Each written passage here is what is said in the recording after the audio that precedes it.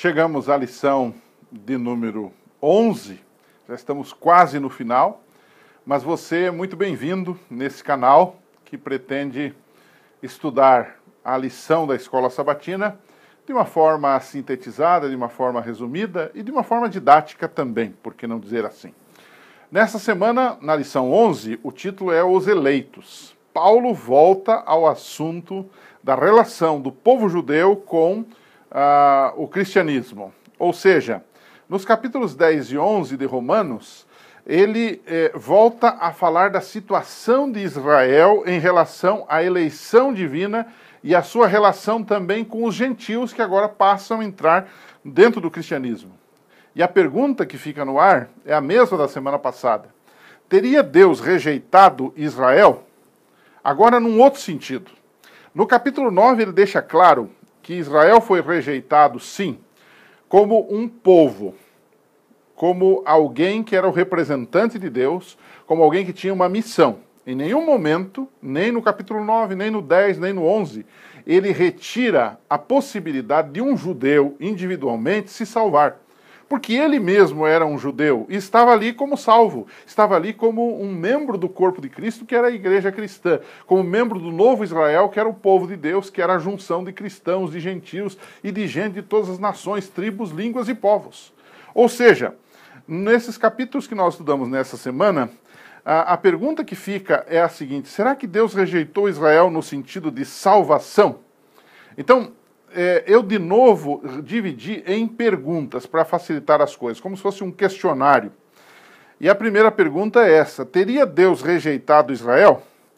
Então, quando nós vamos a Romanos capítulo 10, no verso 1 em diante, ele diz assim: irmãos, a boa vontade do meu coração e a minha súplica ou a minha oração a Deus a favor deles, de quem? Dos judeus, são para que sejam salvos. Ou seja, ele já começa dizendo: Deus não rejeitou o seu povo, Israel, para a salvação. Os judeus podem ser salvos. Não como um bloco monolítico, como uma nação. Aliás, nunca foi assim.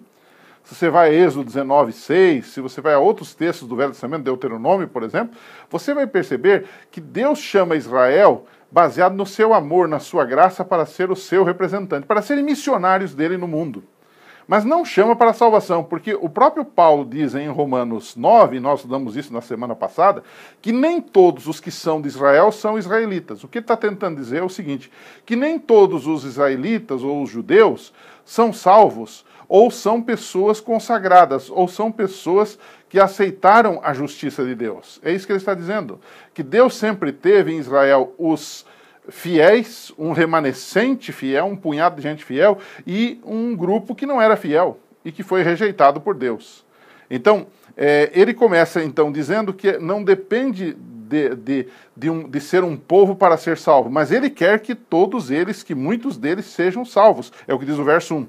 E o verso 2 diz assim: porque lhes dou testemunho de que eles têm zelo por Deus. Ou seja, os israelitas têm zelo por Deus. Tinham naquela época e têm até hoje.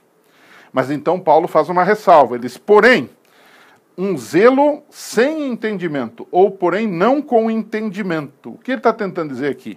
Ele explica no verso seguinte: porquanto, desconhecendo a justiça de Deus e procurando estabelecer a sua própria, o que ele está dizendo?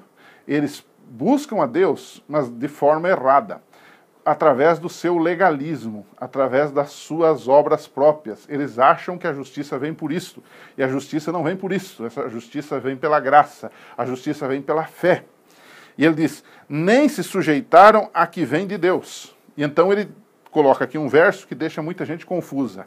Ele diz assim: porque o fim da lei é Cristo, para a justiça de todo aquele que crê. Para quem ele estava falando? Para os judeus, que ele anteriormente disse que estavam buscando a salvação pela justiça própria, nas obras da lei. Uma impossibilidade. Ele já falou disso nos capítulos anteriores, todos aqui de Romanos. Então ele está dizendo o seguinte: em que sentido o fim da lei é Cristo? Porque, na verdade, a lei não salva, mas a lei nos aponta a Cristo. E nós podíamos traduzir a expressão fim aqui, que é telos no grego, como finalidade, como objetivo. Ou seja, o objetivo da lei é colocar em você a necessidade de um Salvador, é mostrar a você o seu pecado, mostrar a sua perdição. e conduzir você para Cristo. Nesse sentido, o fim da lei, a finalidade da lei é levar você para Cristo, porque ali você pode obter o perdão, a justiça, você pode receber de Deus a sua graça salvadora. Ok? Então, primeira pergunta, teria Deus rejeitado Israel? Não. Os israelitas podem ser salvos desde que aceitem a Jesus Cristo. Então, no capítulo 11, verso 1, ele repete o assunto. Se você pular aí da sua Bíblia, do capítulo 10 para o capítulo 11, verso 1, ele diz assim: porventura, pois, terá Deus rejeitado o seu povo? E ele então responde: de modo nenhum, porque eu também sou israelita, da descendência de Abraão, da tribo de Benjamim. Deus não rejeitou o seu povo, a quem de antemão conheceu. O que ele está dizendo aqui? Muitos se confundem aqui. Olha, então, quer dizer que para se salvar eu tenho que ser israelita. Se eu for israelita, eu estou salvo. Não, não é isso que ele está dizendo. Nem tampouco ele está dizendo que os israelitas não podem ser salvos. Nós temos que entender que há duas coisas que Paulo está falando. Deus rejeita o seu povo como missão, como missionários, como representantes deles. Mas Deus não rejeita o seu povo Israel, como não rejeita os gentios, como não rejeita você e eu, para a salvação. Ou seja, isto agora ficou claro na discussão que Paulo faz nos capítulos 10 e 11. Ele não rejeitou no sentido de oportunidade de salvação. Cada judeu que aceitar a Cristo pode ser salvo, não é?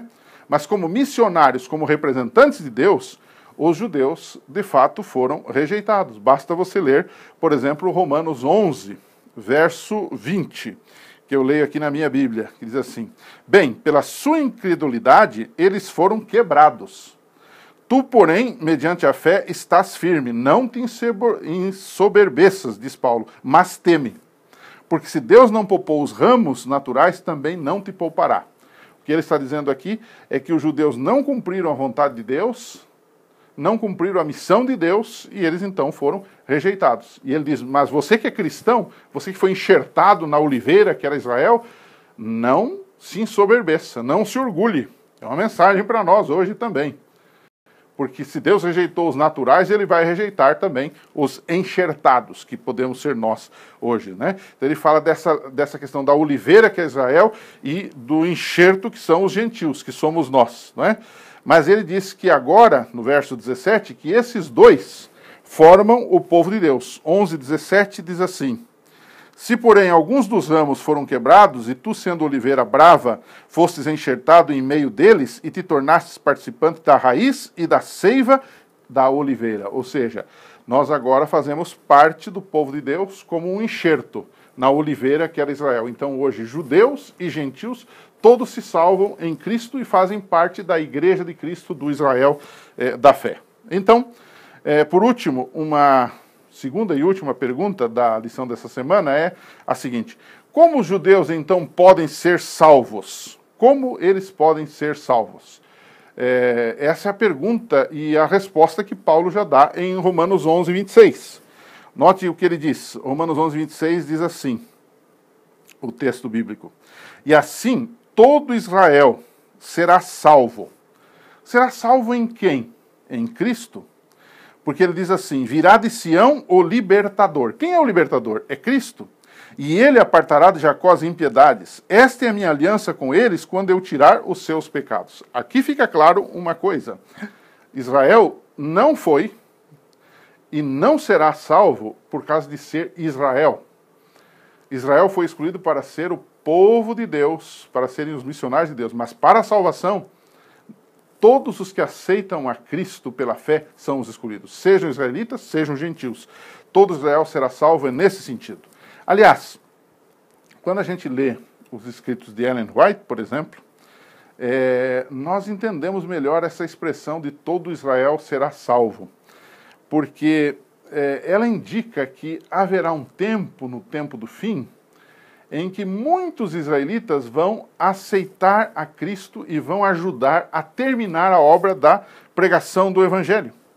Por exemplo, no livro Evangelismo, na página 578, diz assim: o Senhor declarou que os gentios serão recolhidos, e não somente os gentios, mas os judeus.